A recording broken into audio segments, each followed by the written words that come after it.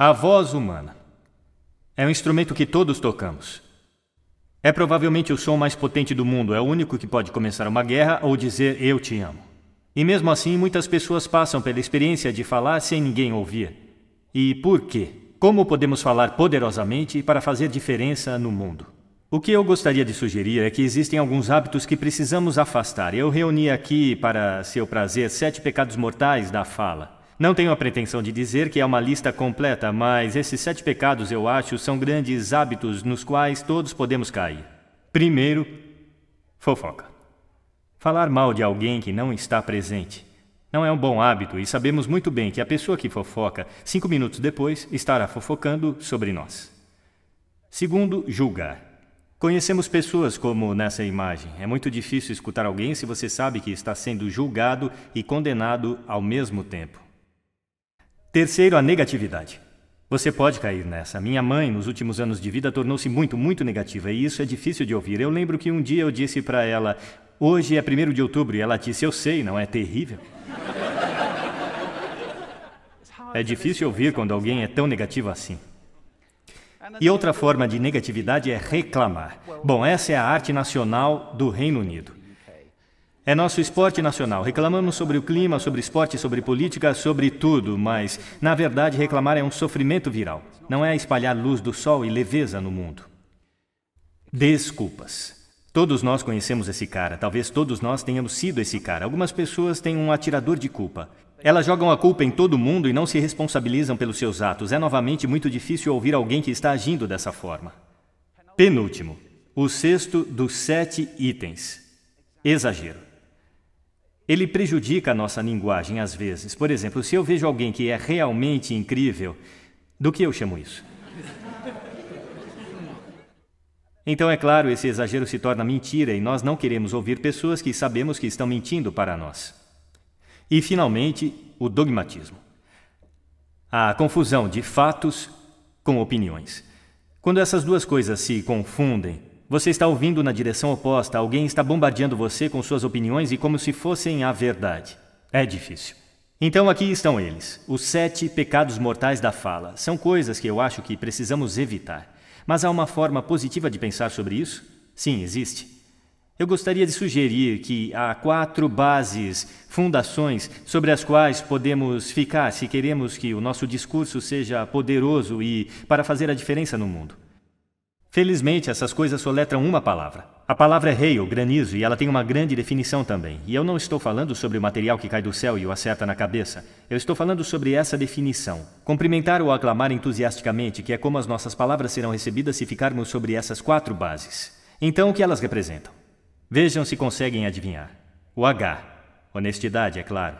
Ser verdadeiro no que você diz, sendo direto e claro. O A é a autenticidade. Apenas sendo você mesmo. Um amigo meu descreve isso como estar sobre sua própria verdade, que eu acho que é uma bela maneira de colocar. O I é a integridade. Sendo a sua palavra, na verdade, fazer o que você diz e ser alguém que as pessoas podem confiar. E o L é o amor. Eu não quero dizer o amor romântico, mas quero dizer desejar às pessoas o bem. Por 2 razões. Primeiro, acho que a honestidade absoluta não pode ser o que queremos. Meu Deus, você está tão feia esta manhã. Talvez isso não seja necessário. Temperada com amor, é claro, a honestidade é uma grande coisa. Mas também, se você está realmente desejando bem a alguém, é muito difícil julgar ao mesmo tempo. Eu nem tenho certeza de que você pode fazer as 2 coisas simultaneamente. Então, hail. Além disso, é o que você diz, e é, como diz a velha canção, é o que você diz e também a maneira como você diz.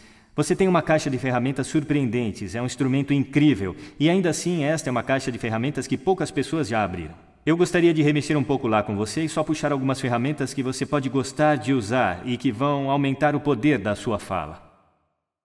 Registro, por exemplo. Agora, registro de falsete que não pode ser muito útil na maioria das vezes, mas há um registro no meio. E eu não vou ser muito técnico sobre isso com qualquer um de vocês que são treinadores de voz. Entretanto, você pode colocar a sua voz. Então, se eu falar aqui pelo meu nariz, você pode ouvir a diferença. Se eu descer aqui na minha garganta, que é onde a maioria de nós fala, a maior parte do tempo. Mas se você quer peso, você precisa ir até aqui no peito. Você ouve a diferença? Nós votamos em políticos com vozes mais graves, é verdade? Porque associamos profundidade com poder e autoridade. E isto é registro.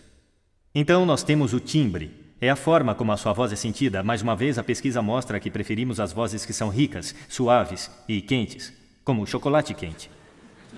Bom, se você não é assim, isso não é o fim do mundo, porque você pode treinar. Contrate um treinador de voz. E há coisas incríveis que você pode fazer com respiração, com postura e exercícios para melhorar o timbre. E agora a entonação. Eu amo entonação. Esta é a metalinguagem que usamos para lhes conferir significado. É uma raiz de sentido na conversa. As pessoas que falam tudo em uma nota só são realmente muito difíceis de ouvir se eles não têm entonação alguma. É daí que o mundo monotônico vem, ou monótono, monotom. Também temos entonação repetitiva chegando agora, onde cada frase termina como se fosse uma pergunta, quando na verdade não é uma pergunta, é uma afirmação. E se você repetir essa várias vezes, na verdade restringe a sua capacidade de se comunicar através da entonação, que é uma pena. Então vamos tentar quebrar esse hábito. Ritmo. Eu posso ficar muito animado dizendo algo muito rapidamente, ou eu posso também diminuir até enfatizar. E no final de tudo, é claro, é o nosso velho amigo silêncio. Não há nada de errado com um pouco de silêncio em uma conversa. Não temos que preenchê-lo com uns e ans. Pode ser muito poderoso. Claro, a tonalidade. Muitas vezes vai junto com o ritmo para indicar excitação, mas você pode fazê-lo apenas com a tonalidade. Onde você deixou as chaves? Onde você deixou as chaves? Significados ligeiramente diferentes nessas duas formas. E, finalmente, o volume. Eu posso ficar muito animado usando volume. Desculpe se eu assustei alguém, tudo bem? Ou eu posso fazer vocês realmente prestarem atenção ficando bem quieto. Algumas pessoas irradiam o tempo todo. Tente não fazer assim. É chamado de sodcasting. Isto é impor o seu som às pessoas ao seu redor sem nenhuma consideração. Não é agradável.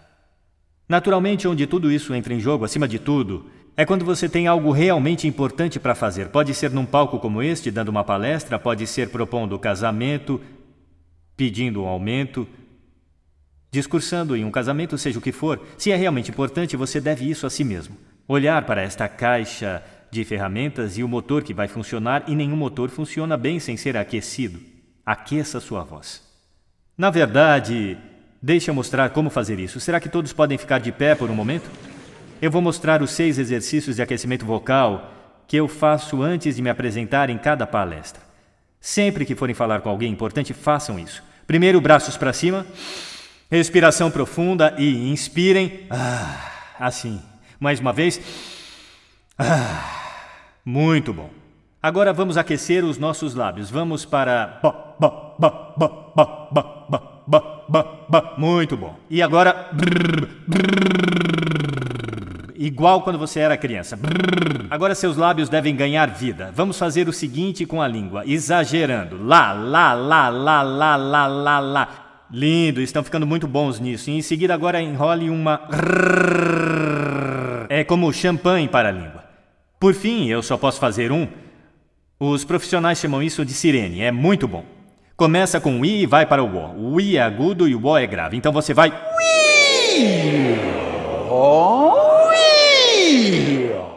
Fantástico, uma salva de palmas para vocês. Sentem-se, obrigado. Da próxima vez que falarem, façam isso com antecedência. Agora deixe eu colocar isso no contexto para fechar. Esta aqui é uma questão séria. Este é o lugar onde estamos agora, certo? Não falamos bem com pessoas que simplesmente não estão ouvindo num ambiente que tem muito ruído e acústica ruim. Eu falei sobre isso neste palco em diferentes fases. O que seria o mundo caso estivéssemos falando poderosamente para as pessoas que estavam ouvindo conscientemente em ambientes que eram aptos para o propósito? Ou, para fazer isso um pouco maior, o que o mundo seria caso estivéssemos criando e consumindo sons conscientemente e projetando todos os nossos ambientes para o som de forma consciente? Isso seria ótimo. Seria um mundo que soa bonito e aquele em que o entendimento seria a norma. E essa é uma ideia que merece ser espalhada. Obrigado. Obrigado.